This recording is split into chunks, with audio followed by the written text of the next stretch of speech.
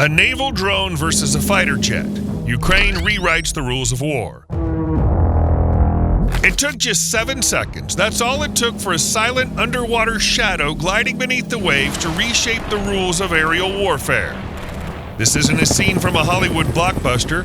A sea drone about the size of a large motorboat, costing only tens of thousands of dollars and armed with a missile cheaper than a used Toyota, destroyed a Russian fighter jet worth tens of millions. That single strike will likely go down in history and may redefine many aspects of modern combat. 7 seconds that changed everything. From the very first days of the full-scale invasion, Russia aimed to establish complete dominance over the Black Sea. At first glance, it seemed Ukraine wouldn't be able to resist. By 2022, the Ukrainian Navy had nearly ceased to exist.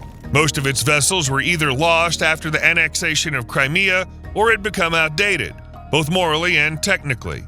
The only combat-capable unit that could have offered any kind of response was the frigate Hetman Sahednikny, flagship of the Ukrainian Navy and a symbol of its former strength. But even it was undergoing repairs in Mykolaiv at the time of the invasion. It was deliberately destroyed by Ukrainian forces in the early days of the war to prevent it from falling into Russian hands. The fate of this vessel mirrored the condition of the entire fleet. There was nothing left to hold the line and no one left to take to the sea. Back then, many claimed Ukraine had no chance in the naval theater, but it was in this shadow of hopelessness that a completely new strategy emerged. A strategy where drones and innovation, not battleships and guns, would take the lead. The concept of naval drones was born almost from scratch. In the early months of the war, Ukrainian engineers, IT specialists, and military personnel joined forces to develop a strike platform based on civilian boats and off-the-shelf components. The first prototypes were assembled using commercially available parts, including electric motors and radio controls. Later, British experts joined the effort. The UK provided financial aid, access to technologies, and logistical support.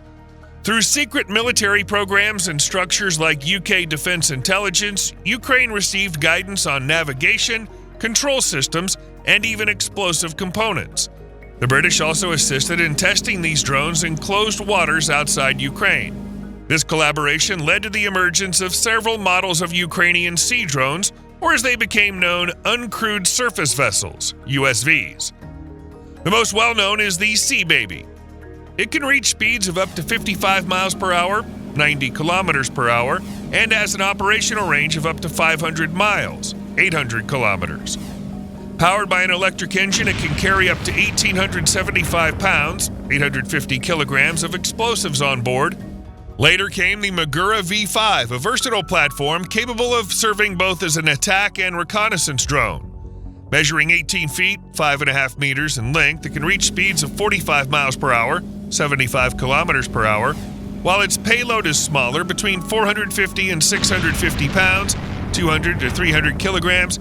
It comes equipped with a stabilized platform for mounting various weapons, as well as a telescopic mast with daytime and infrared cameras and a laser rangefinder. Above the water, the Magura V5 rises only about 4 inches, 10 centimeters, making it extremely difficult to spot visually. Its nearly silent electric motor also renders it virtually invisible to infrared detection. And due to its small size and quiet propulsion system, it's very difficult to detect even with sonar. It was the Magura V5 that played a crucial role in sinking multiple Russian warships, including the missile boat Ivanovets, the large landing ship Caesar Kunikov, and others. A crucial role was played by the Starlink satellite system provided by Elon Musk's company. Starlink enabled operators to control the drones from distances of tens or even hundreds of kilometers, transmitting live video, telemetry, and targeting data in real time. Without Starlink, operating such vehicles at sea would have been either impossible or severely limited. Ukrainian naval drones proved too effective for Russia to ignore. Once it became clear that both ships and ports were under threat, the Russian military began deploying aircraft against them. Su-30M fighters and Ka-52 Alligator helicopters started patrolling coastal areas. The jets flew at low altitudes, scanning the waves using thermal imaging and optical sensors. Their task was to spot a shadow, a wake, or the slightest ripple in the water surface. The helicopters complemented the mission. They could hover in place, aim precisely, and destroy the drone before it could strike. As a result, the effectiveness of Ukrainian naval drones dropped sharply. They were being destroyed long before reaching Russian vessels. A new idea was needed to counter Russian aircraft, and that idea eventually came.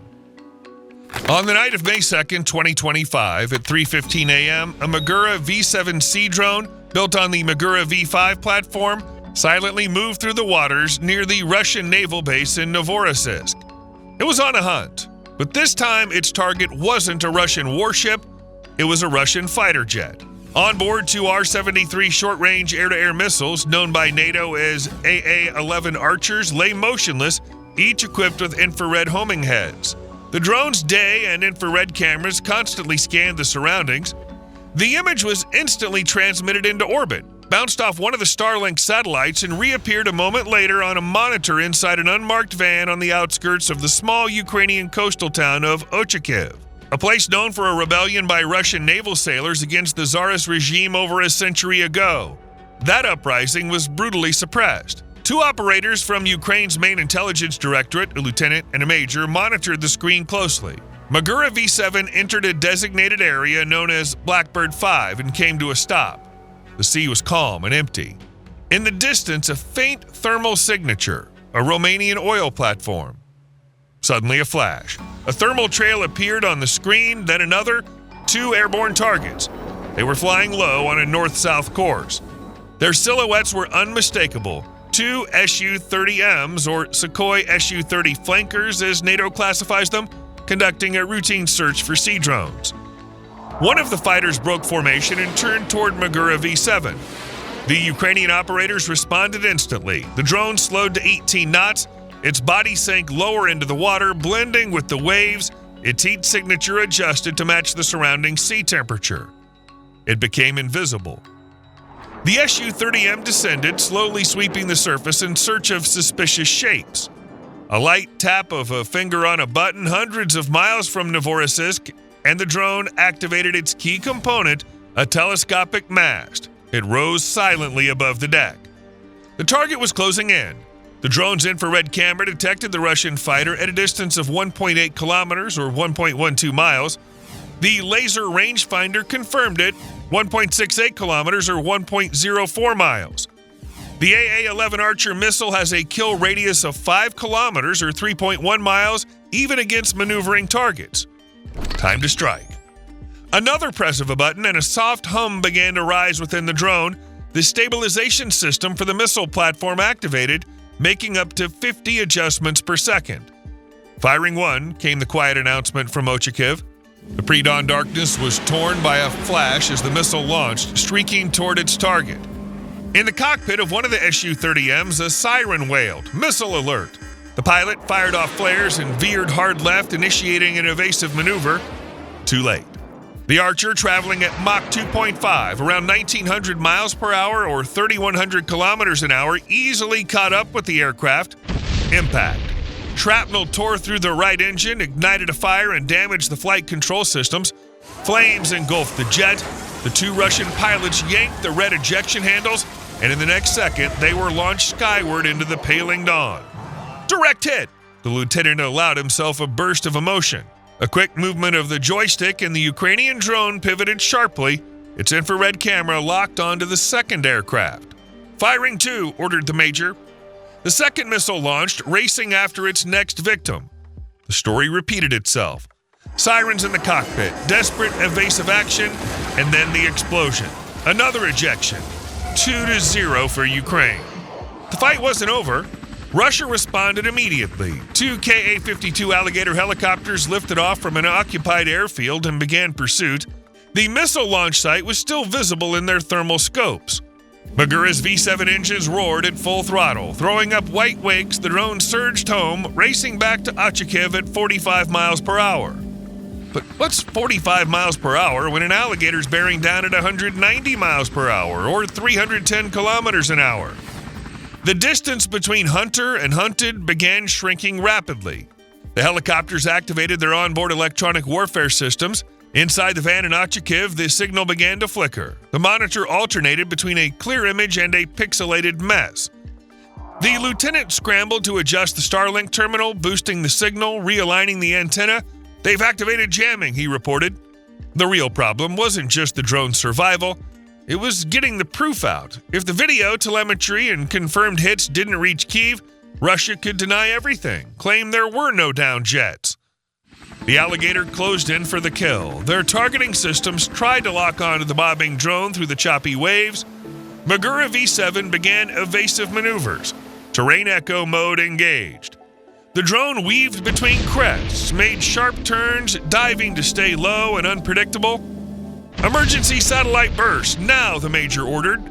Magura V7 instantly changed course, shifting 30 degrees northeast, aligning its antenna with the nearest satellite. All its remaining power surged into a single purpose, transmitting a compressed, encrypted, reinforced packet straight to Kyiv. Inside that burst, thermal footage, coordinates, confirmation of 2 destroyed Su-30Ms. In that exact moment, a burst from the Ka-52 tore through the drone, smashing the Starlink antenna and cutting the transmission mid-frame.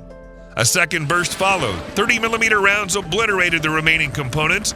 The telescopic mast shattered, the battery exploded, and the drone's hull split in two. The waters of the Black Sea closed over the heroic wreckage.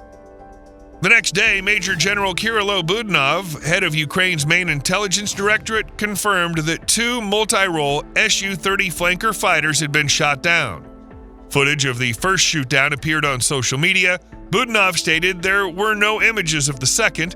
Now we know why. Russian bullets silenced the drone's swan song mid-transmission, but the message had already been delivered. A new chapter in military science had been written. What comes next? Artificial intelligence, coordinated drone swarms, autonomous strike systems in the air, sea, and on land. This isn't fiction anymore. It's tomorrow. And if you don't want to miss what comes next, subscribe to the channel, hit the bell icon, and let us know in the comments what you think about the Magura V7 operation.